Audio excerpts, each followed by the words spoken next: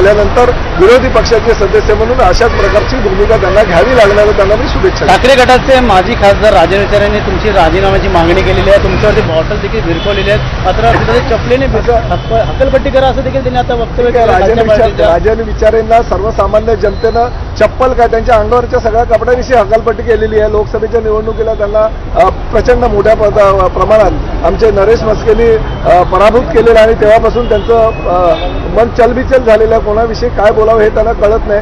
त्यांची जी भूमिका आहे ती उभाट्या पक्षाला योग्य आहे. त्यांची भूमिका त्यांनी घ्यावी. आम्ही मात्र विकासाचं काम करत राहू. कुठेतरी तुम्हाला या ठिकाणी येण्यासाठी अडवण्यात आलं होतं या मोर्चेकरांनी, काय वाटतं एकंदरीत?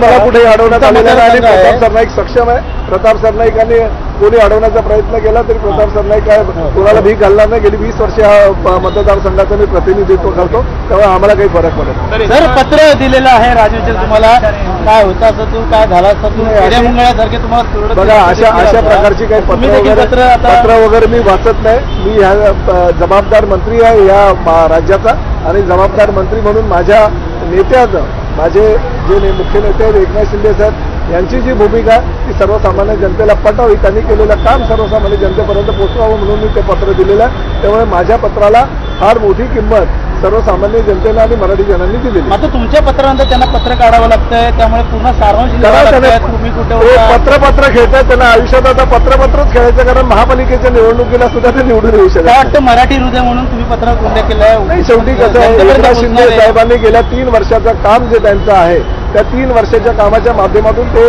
दाखवून गेलेलं आहे.